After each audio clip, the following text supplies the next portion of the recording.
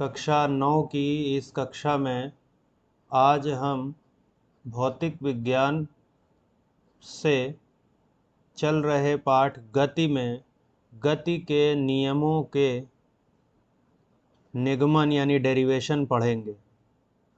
तो जो पाठ का नाम हमारा है वो चल रहा है गति। इसके पहले हम लोगों ने गति के तीनों समीकरण जो है वो लिखे थे। तो आइए देखते हैं ज़रा क्या होते हैं गति के समीकरण। इन्हीं को कहते हैं गति विषयक समीकरण। गति के समीकरण बेटा तीन होते हैं। एक पहला जिसको कि हम लोग कहते हैं कि वेग समय संबंध है। वेग समय संबंध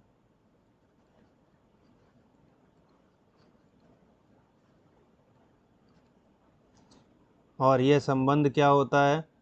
ये संबंध होता है v बराबर u plus A T. v बराबर u प्लस ए टी। दूसरा संबंध होता है विस्थापन समय संबंध। विस्थापन समय संबंध और इस संबंध को क्या लिखा जाता है? आपको याद होगा हम लोगों ने लिखा था s बराबर U T plus 1/2 A T square. इसी के साथ तीसरा जिसको कि हम लोग कहते हैं वेग विस्थापन समीकरण। वेग विस्थापन समीकरण।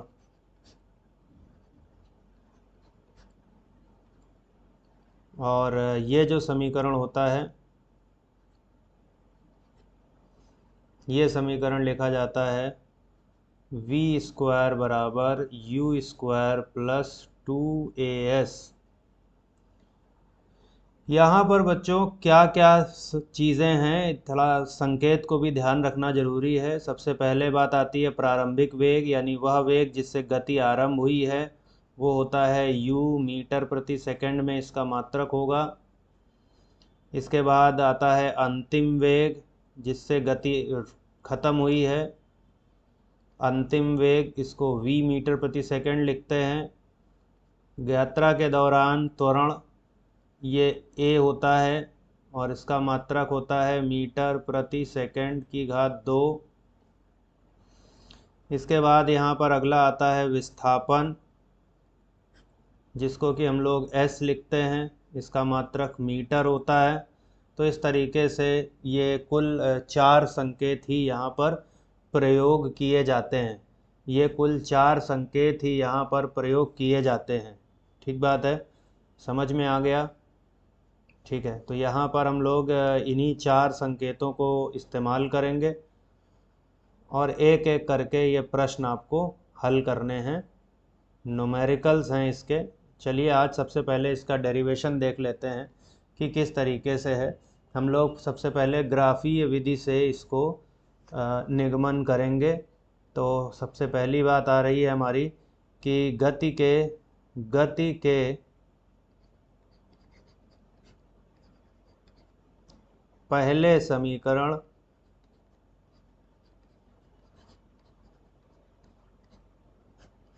का ग्राफीय विधि द्वारा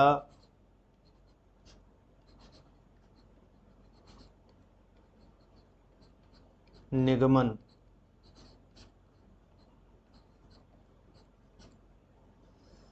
बच्चों ये बात ध्यान रखिएगा कि हम लोगों ने ग्राफ पहले पढ़ लिया है। अगर आपने वीडियो नहीं देखा है तो ग्राफ से संबंधित एक अलग वीडियो प्लेलिस्ट में पड़ा हुआ है। आप आई बटन पर क्लिक करके उस वीडियो को देख सकते हैं। वीडियो के आखिर में एंड स्क्रीन में भी हम आपको लिंक दे देंगे। तो ग्राफ क्या होते हैं? जब मैंने ग्राफ पढ़ाया था तब आपको बताया था कि कभी भी अगर हमारे पास में 2 अक्ष खींचे जाएं, एक ऊर्ध्वाधर अक्ष होता है यानी कि वर्टिकल एक्सेस और एक होता है हमारा हॉरिजॉन्टल एक्सेस। तो हॉरिजॉन्टल एक्सेस और वर्टिकल एक्सेस ये दोनों जो है हमने खींच लिए। और ये जितने भी समीकरण हैं, ये ध्यान रखिएगा, गति के तीनों समीकरण केवल तभी कार्यरत होते हैं जब वस्तु एक समान त्वरण से गतिमान होती है। ये बहुत आवश्यक बात है, इसको जानना बहुत ज़रूरी है। याद रहे, ए जो है वो कैसा होना चाहिए, एक समान होना चाहिए। ए का मान हमेशा अगर एक समान होगा तभी ये समीकरण लग पाएंगे, और एक समान होने के साथ साथ अशून्य होना भी जरूरी है, अशून्य होना भी जरूरी है। ठीक है, आइए ज़रा देख लेते हैं। मान लीजिए कि हम लोग यही वाला समीकरण जो है वो प्रयोग कर रहे हैं, s बराबर यू टी प्लस 1/2 AT², ऐसा हम लोगों ने इसको लिया है।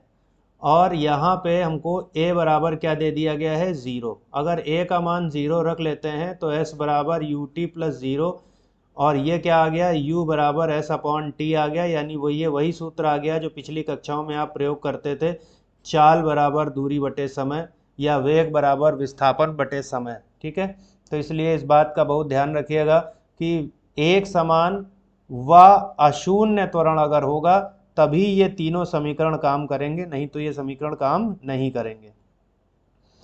ये वाली अक्ष हमारी जो है, मान लीजिए कि वेग की अक्ष है, और यहाँ पर जो है वो समय दिया गया है। कोई दिक्कत नहीं है। वेग का मात्रक आपको मालूम है मीटर प्रति सेकंड होगा, और समय का मात्रक आपको पता है कि सेकंड होगा। अब बच्चों ये देखें ज़रा, ये क्या चीज़ है। सबसे पहले हम जो है यहाँ पर एक ये बिंदु ले रहे हैं, और ये प्रारंभिक वेग होगा, क्योंकि इसी से ये t बराबर यहाँ पर क्या हो रहा है, 0। तो t बराबर 0 पर जो वेग है वो प्रारंभिक वेग है। और मान लीजिए कि ये कण गति करते करते इस बिंदु तक पहुँच गया है जहाँ पर हमें इस चीज़ को डिस्कस करना है, और यहाँ पर इसका करस्पॉन्डिंग वेलोसिटी कितना है, उसका वेग जो है वो v हो जाता है। तो t बराबर t समय में यह वेग बढ़ करके कितना हो गया है, यह वेग बढ़ करके v हो गया है। ठीक है, कोई दिक्कत नहीं है। तो यहाँ पर हम लोगों ने क्या किया, इसको थोड़ा सा यहाँ से एक ऐसी सीधी लाइन खींच ली है, और इसको यहाँ से ऐसे, ठीक है, समझ में आ गई बात, दिक्कत नहीं है कोई। तो यहाँ पर v वेग हो गया t समय में। अब इसमें क्या है, पूरी कंडीशन सुनिएगा ज़रा। क्या हो रहा है कि जो कण है वो t बराबर 0 समय से u वेग से चलना प्रारंभ किया था, और t समय बाद उसका वेग v हो गया। इस बीच में उसका अचर त्वरण a था। पूरी बात से समझ में आ रहा है कि वेग जो है वो समय के साथ बदल रहा है, इसलिए वेग समय समीकरण यहाँ पर लगेगा, या वेग समय समीकरण का ये डेरिवेशन देगा। तो आइए चलते हैं ज़रा, यहाँ से अगर हम इसको भी इस तरीके से डॉट मिला लें तो अब क्या होगा, यहाँ पर हम प्रवणता ज्ञात करेंगे। ये जो चित्र बना है हमारे पास, इस चित्र में इस बिंदु को हमने A कह दिया, इसको B कह दिया, इसको C कह दिया। तो रेखा AC की प्रवणता ज्ञात करनी है हमको। सबसे पहले देखें ज़रा, रेखा AC की प्रवणता बराबर क्या होगा।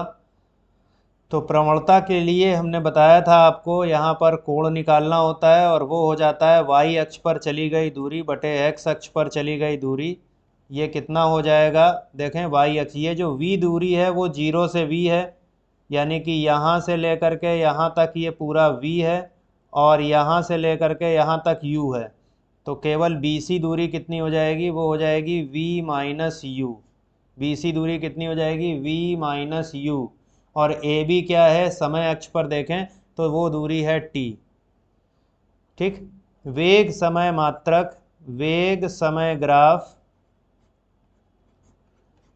वेग समय ग्राफ की प्रवणता बराबर त्वरण हम लोग कर चुके हैं पिछली कक्षा में।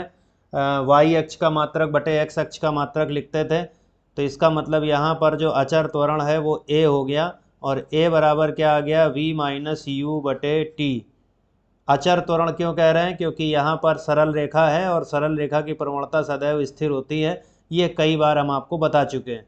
अब यहाँ पर इसको थोड़ा सा हल करेंगे और तिरछा गुणा करने पर क्या प्राप्त होता है इसके बटे 1 मान लीजिए और तिरछा गुणा कर दीजिए, यानी AT बराबर आ गया V माइनस यू, और इसलिए यहाँ पर V बराबर क्या आ गया, U प्लस AT।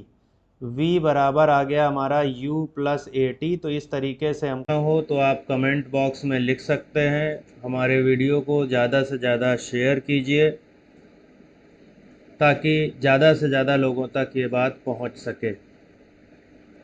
तो आइए आरंभ करते हैं, लेकिन आरंभ करने में सबसे पहले हम चाहते हैं कि हमारे साथ आप सभी लोग गति के तीनों समीकरणों का एक बार रिवीजन कर लें। तो कौन कौन से समीकरण होते हैं? गति का पहला समीकरण होता है v बराबर u प्लस AT। गति का दूसरा समीकरण होता है s बराबर ut प्लस 1/2 AT स्क्वायर। और गति का तीसरा समीकरण होता है v square is equal to u square plus 2as। जो पहला समीकरण है उसको हम कहते हैं वेग समय संबंध, जिसका कि डेरिवेशन हम पिछली कक्षा में कर चुके थे। दूसरा समीकरण जिसको कि हम लोग बोलते हैं विस्थापन समय संबंध, इसका डेरिवेशन हम लोग आज सीखेंगे। तो आइए हम लोग आरंभ करते हैं विस्थापन समय संबंध का निगमन कैसे किया जाता है। बच्चों सबसे पहले हम लोग क्या करेंगे, यहाँ पर एक ऐसे गति का उदाहरण लेंगे जो कि एक समान वेग एक समान त्वरण से हो रही है, जिसका कुछ प्रारंभिक वेग है। ठीक है, तो यहाँ पर हम लोगों ने क्या लिया है, हमने यहाँ पर t बराबर 0 पे इस कण का वेग u ले लिया है। ये जो ग्राफ है इसकी y अक्ष में वेग रखा गया है और जो x अक्ष है उसमें हमने समय को रखा है।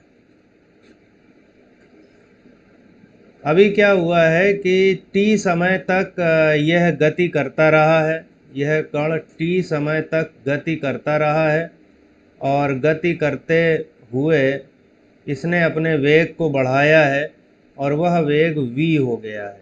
तो एक समान त्वरण a से t बराबर 0 समय से t बराबर t समय तक कण का वेग u से v हो गया है। ये t बराबर t समय है। ठीक है, यहाँ पर मान लिया गया है कि कण का एक समान त्वरण बराबर a मीटर प्रति सेकंड स्क्वायर, जहां a अशून्य है, a 0 नहीं है। बच्चों जब आप इसको कैलकुलेट करेंगे, अब आज के समीकरण में जो हम लोग देख रहे हैं वो है s बराबर ut प्लस 1/2 AT स्क्वायर। मेरे साथ बोलिए, s बराबर ut प्लस 1/2 AT स्क्वायर। ये गति का दूसरा समीकरण होता है और यहाँ पर s जो है वो होता है विस्थापन। s क्या चीज़ होती है? s यहाँ पर होता है विस्थापन। ठीक बात है। विस्थापन अब इस वेग समय ग्राफ से कैसे निकालते हैं ये हम आपको उस ग्राफ वाली कक्षा में एक बार पढ़ा चुके हैं। जिन लोगों ने वो वीडियो नहीं देखा है, वीडियो के अंत में हम आपको लिंक दे देंगे। ग्राफ का परिचय वीडियो का नाम है और उसको ज़रूर देखिएगा। उस वीडियो में हमने आपको बताया है कि वेग समय ग्राफ से, ध्यान दीजिएगा, वेग समय ग्राफ से यदि समय अक्ष पर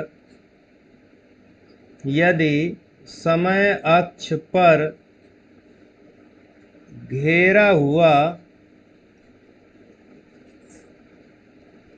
क्षेत्रफल ज्ञात कर लिया जाए,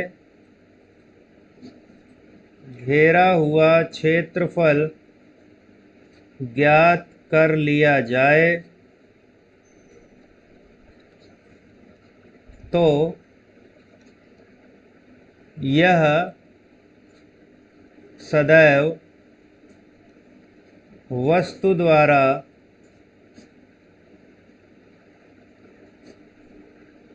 दिए समय में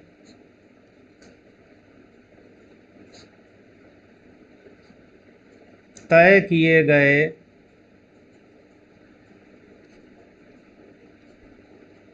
विस्थापन के बराबर होता है।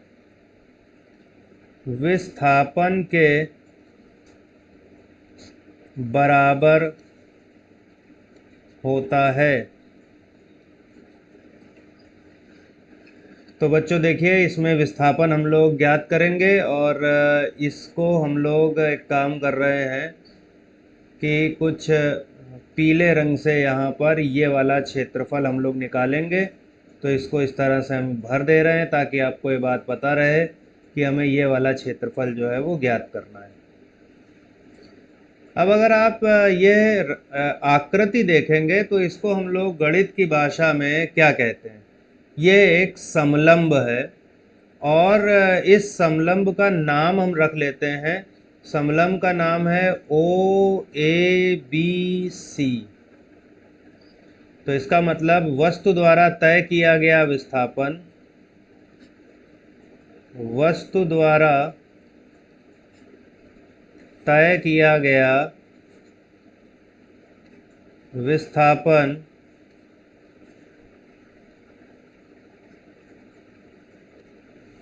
S बराबर समलंब OABC का क्षेत्रफल। क्या आपको याद है समलंब का क्षेत्रफल? पिछली गणित की कक्षा में आप लोगों ने पढ़ा होगा। समलंब का क्षेत्रफल होता है, ध्यान कीजिए और बताइए, समलंब का क्षेत्रफल होता है 1/2 गुणे समांतर भुजाओं का योग, समांतर भुजाओं का योग गुणे बीच की दूरी या कह लो ऊंचाई। बीच की अभिलंबवत दूरी कह लीजिए या उसको ऊंचाई कह लीजिए। तो यहाँ पर क्या हो जाएगा? 1/2। अब समांतर भुजाएं कौन सी हैं? एक भुजा हमारी चित्र में देखिए, एक भुजा हमारी OA है और दूसरी भुजा हमारी BC है और बीच की दूरी जो है वो कौन सी है? वो है OC। कोई दिक्कत नहीं है। चलिए मान रखते हैं OA का मान U के बराबर है, इसके बाद BC का मान y अक्ष पर देखेंगे V के बराबर है और OC का मान समय वाली अक्ष पर t के बराबर है। तो इस तरह से हमको ये पता चला कि S बराबर हमारे सामने एक समीकरण आ गया U + V/2 × t। तो आइए देखते हैं इसको कैसे हल करेंगे। तो हमारे पास जो समीकरण आया वो आया S बराबर 1/2 गुणा U + V और गुणा t। अब हम यहाँ पर एक समीकरण का प्रयोग करेंगे। हम जानते हैं कि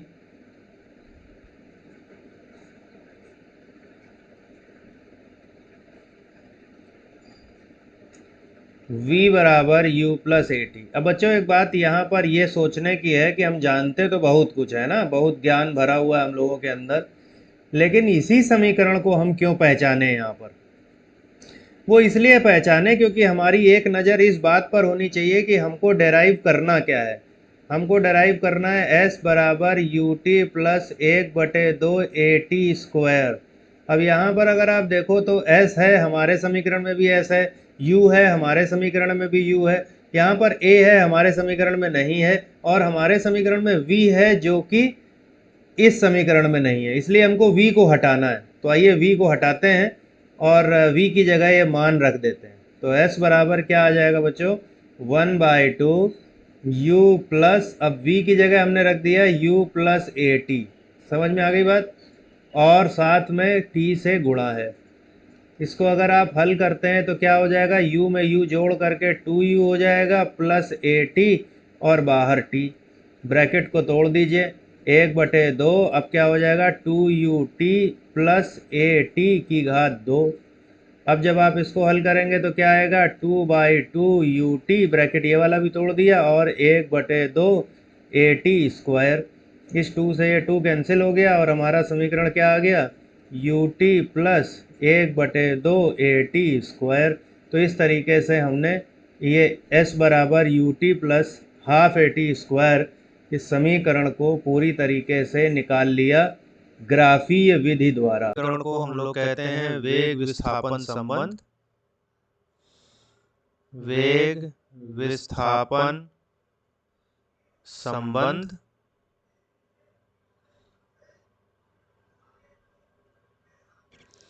और जब हम बात करते हैं वेग विस्थापन संबंध की, तो ये संबंध आपको याद होना चाहिए, v² बराबर u² प्लस 2as, ये जो है हमारा वेग विस्थापन संबंध होता है। हम लोगों को इसी का डेरिवेशन देखना है, तो सबसे पहले हम इस डेरिवेशन को देखें। उसके लिए हमको, जैसा कि मैंने आपको बताया कि गति का दूसरा समीकरण तो बहुत अच्छे से आना चाहिए, जिसका कि डेरिवेशन हम आपको पिछली क्लास में बता भी चुके हैं।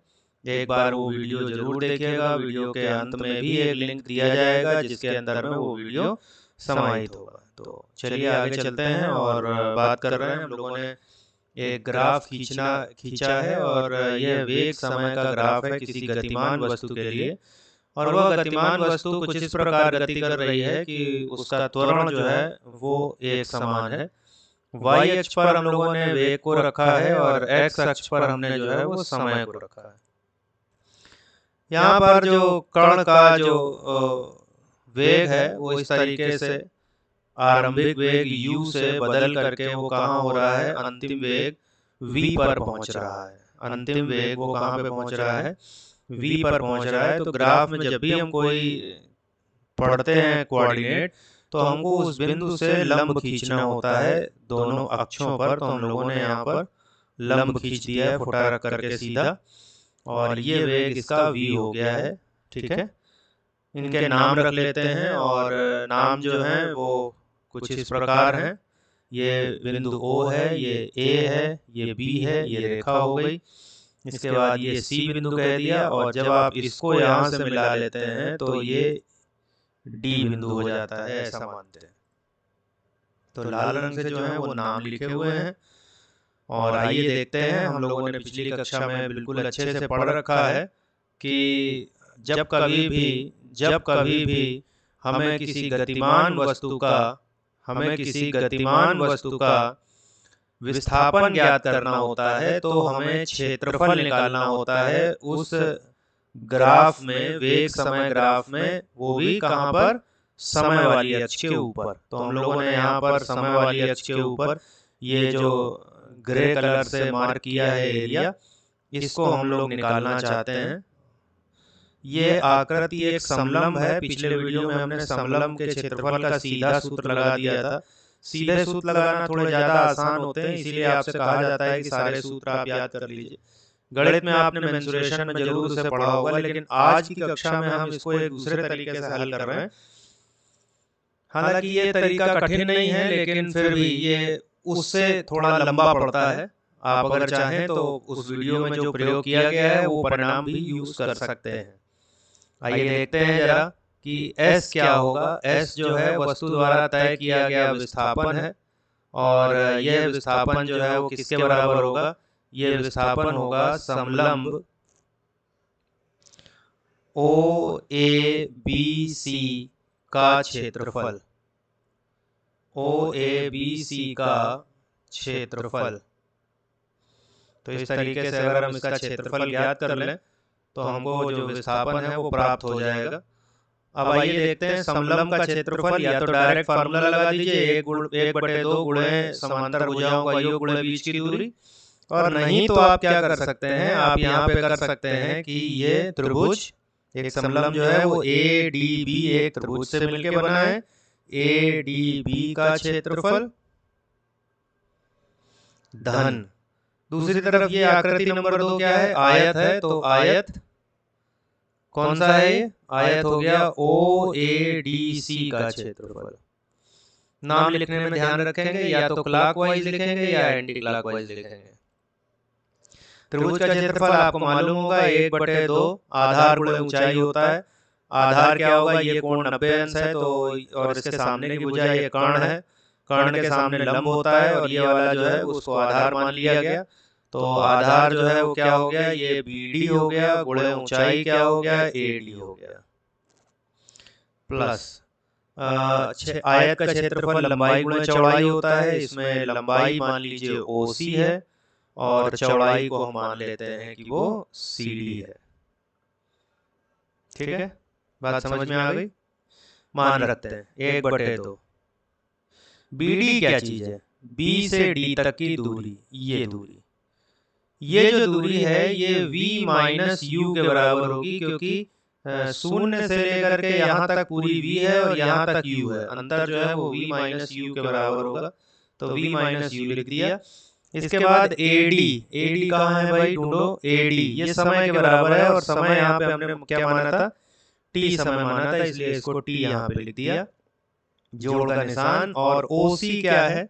OC समय है, और साथ में CD क्या है? CD ऊंचाई है, जो कि U के बराबर है। यहाँ पर देखें, जो ये CD है ये सीधा U के बराबर है।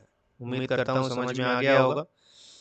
आइए इसको थोड़ा सा और हल करते हैं, और अब की बार ये क्या हो जाएगा? 1/2 ब्रैकेट के अंदर आ जाएगा VT माइनस UT, और प्लस साथ में क्या रहेगा? UT। अब UT दो जगह है, तो एक जगह कर लीजिए, ये भी ब्रैकेट तोड़ना पड़ेगा। 1/2 VT minus 1/2 UT plus UT। जब आप इसको हल करते हैं तो क्या हो जाएगा? ये हो जाएगा UT/2 और प्लस 1/2 VT। यहाँ पे T कॉमन निकाल लीजिए और बाकी चीजें जोड़ के लिख दीजिए, तो U plus V/2 multiplied by T। ये हमारे पास समीकरण नंबर 1 आ गया, और ये विस्थापन हो गया। अब बच्चों ध्यान से देखो जरा, इस विस्थापन का जो सूत्र हम लोगों ने अभी ज्ञात किया है, इस सूत्र में कोई चीज एक्स्ट्रा है जो हमें हमारे निगमन में नहीं चाहिए। क्या आप बता सकते हैं? जी हाँ, आपने बिल्कुल सही पकड़ा है। यहाँ पर ये जो T लिखा हुआ है वो हमारे सूत्र में कहीं नहीं है, इसलिए इस T को हटाना पड़ेगा।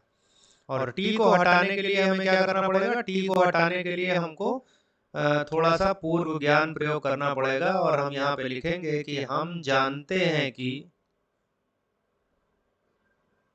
we know that V is equal to U plus AT। अब यहाँ पर मान निकालते हैं, AT बराबर क्या आ जाएगा? AT बराबर आएगा V माइनस U, और T बराबर क्या हो जाएगा? इसी हिसाब से V माइनस U, और नीचे भाग हो जाएगा किसका? A का। ये समीकरण नंबर 2। अब लिखेंगे हम लोग समीकरण 1 में T का मान रखने पर, तो इस तरीके से हम क्या करेंगे? इस T का मान को रख देंगे वहां पर। क्या आएगा देखिए जरा, S बराबर क्या हो जाएगा? ये हो जाएगा U प्लस V/2, और T की जगह पे हमने लिख दिया V माइनस U/A। अब इसको हल करना केवल रह गया है, क्योंकि हमारे पास सारे पद आ गए हैं।